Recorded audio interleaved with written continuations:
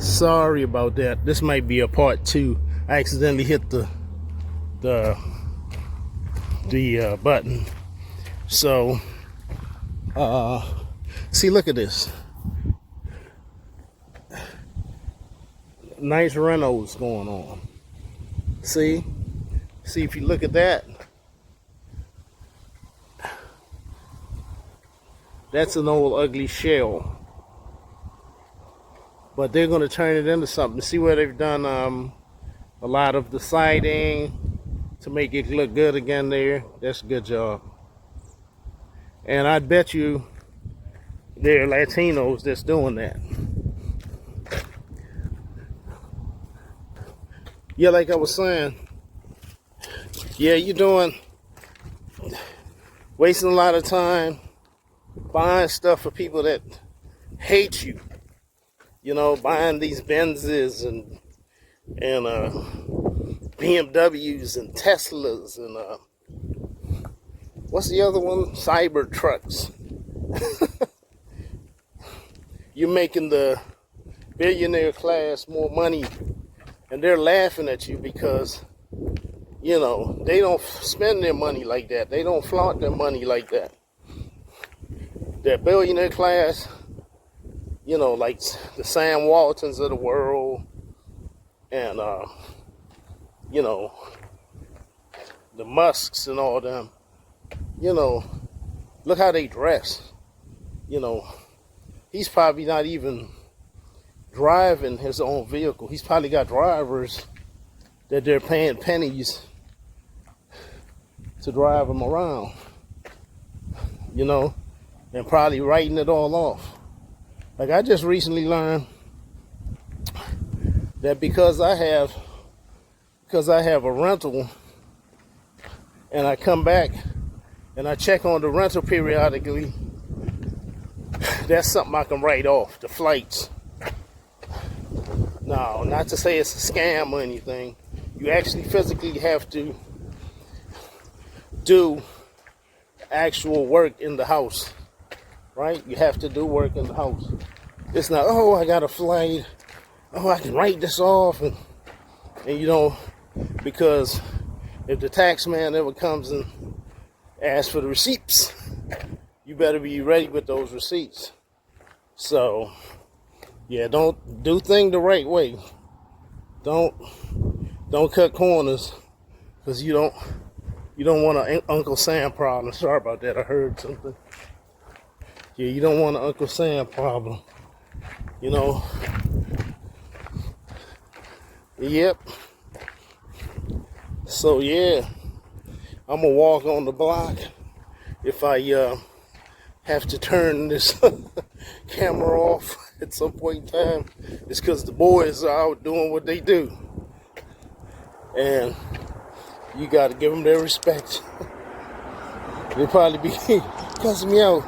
Oh, what the hell you doing? Record me, blah blah blah. You know what I'm saying? See, look at all this. All these are shells. Shells. All these are shells. What's up, big guy? All right. But Baltimore's got a lot of vacants. A lot of vacants. Now, I'm probably gonna do a separate real estate channel, landlord channel, how to be a landlord, how to buy your first investment property in the city. Right? It's not as easy as it sounds, you know, because everything that glitters, you know the old saying, everything that glitters is not gold. Yeah. With property, it's the same thing. I've known some people, like a lot of New Yorkers. Hey, what's going on? What's going on? Yeah. Yeah. I've known a lot of New Yorkers that have come into the city. Now y'all probably gonna say I hate on New Yorkers. No, my mother lives there and my sister lives there, so can't be that. So yeah, no. Yeah, a lot of New Yorkers came, man. and they bought 10 or 20 houses, 10 or 20 vacant houses and stuff because it was cheap. But cheap is not always good. You have to get somebody that knows the city and tells and consult and tell you, okay, this is a good block to buy in. And if you're buying it in order to rent to tenants and stuff, you definitely have to make sure that you're in the right block, you know, because some people will not live anywhere if it's in the wrong block. Even though the house looks beautiful, you can fix it up and do what you want with that house. No one's going to rent in that area. You have to figure out, and the reason that might be is because it might be a gang area that you don't know about, you know, unless you're here, you know, because the area may look beautiful, but you don't know if, what? Oh, you know talk? No habla? I know. Man, I tell you, these people are moving.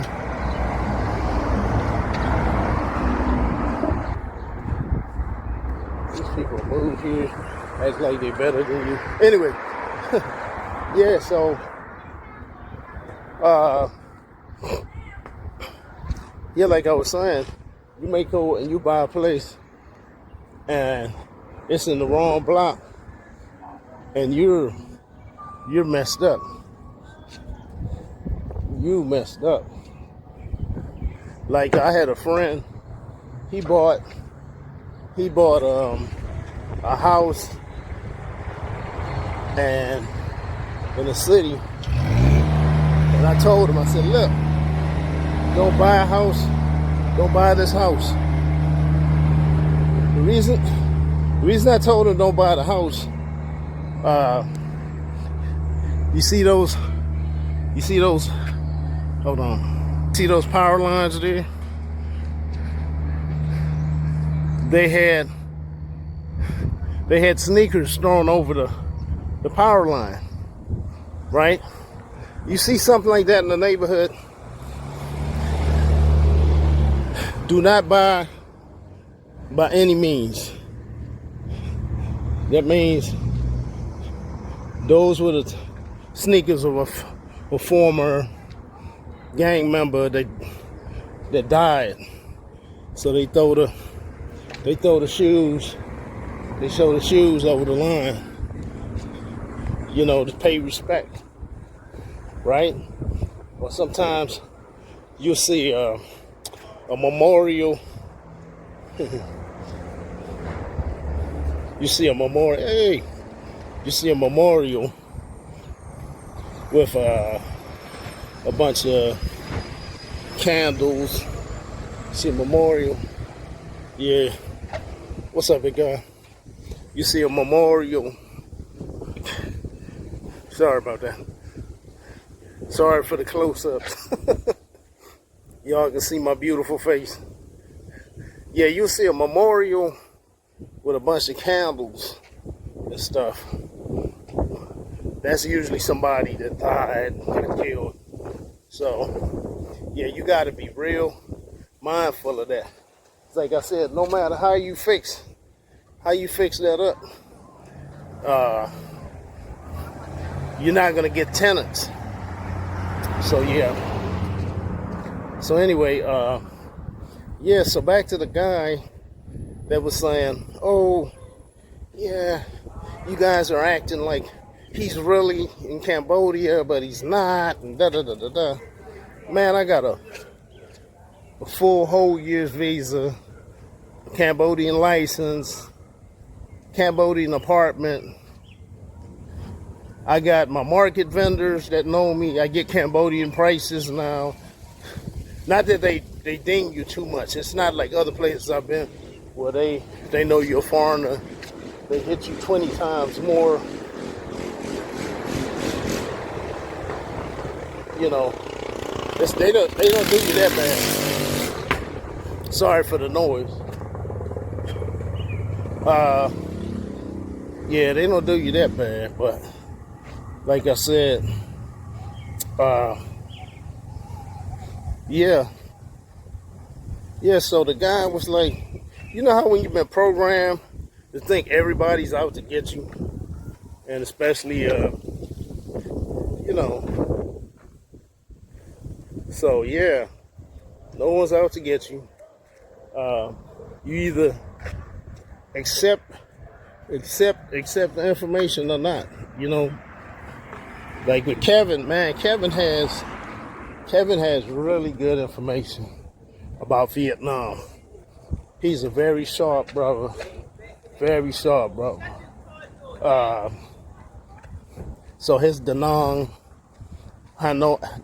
guides, his Hanoi guides and stuff, it's chock full of information, you know. Yeah, so that's the whole thing there. Yep. Right. Yeah, so yeah, this guy was like, oh, yeah, you guys are acting like he really I just had to laugh, man.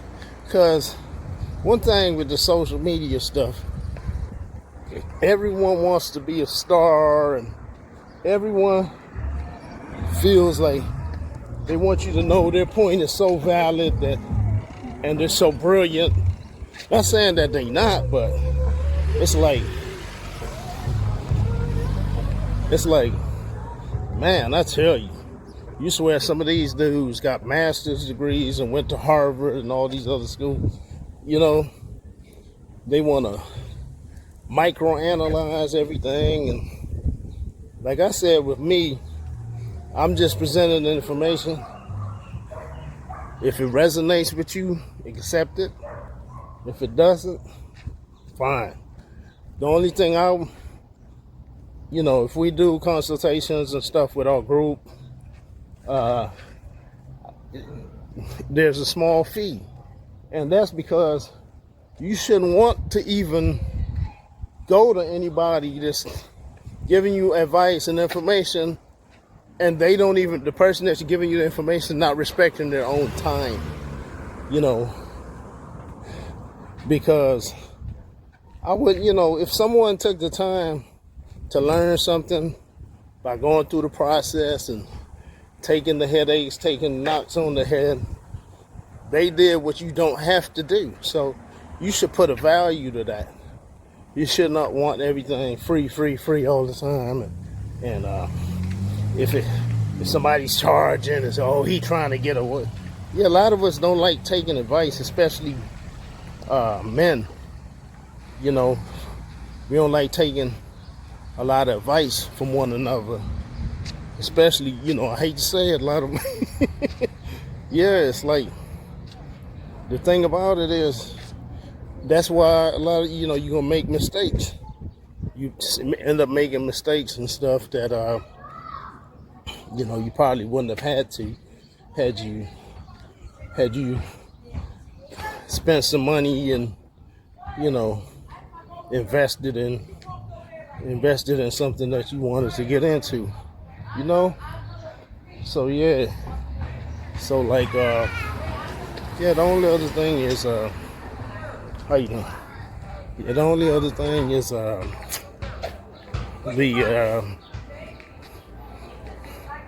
yeah, so the guy was telling me, yeah, man, I'm there. I can show you the process, you know, plug in with vetted people that's in the network. And like I said, excuse me, if you don't, hello, if you don't want the information, then it's cool. You just keep it moving. You know what I'm saying? You just keep it moving. It's all good. Yeah. I like this block too. It's another nice block. All these neighborhoods, these are good neighborhoods, so yeah. So yeah, so I think what's the other thing?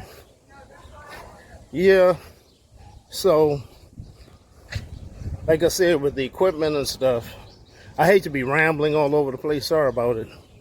But like with the equipment, I actually have better cameras and stuff, and I'm gonna start spending more time not doing too much editing, but like I say, the quality of stuff gonna be better because I got a GoPro.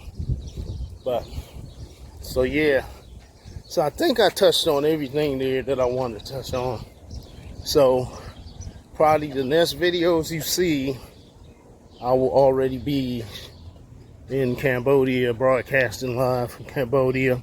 I'll try and give you guys one a week. And yeah, so say goodbye to Betsey, my F-150. The good thing is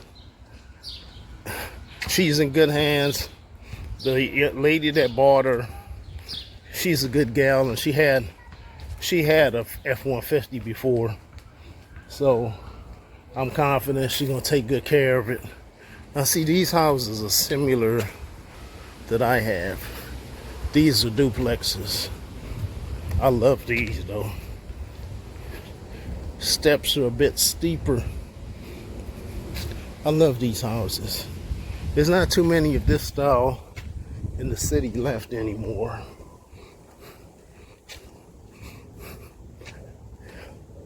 Yep. Okay, so guys, I'm gonna end it here. Hey, thanks for listening. Sorry for my scraggly beard again, but Mr. Chan, you know who you are, my barber in Siem Reap. $4 a haircut, and he uses a straight razor, and he's one of the best barbers I've ever had. So I'd rather look scraggly now. When you see me again, it's gonna be a major transformation.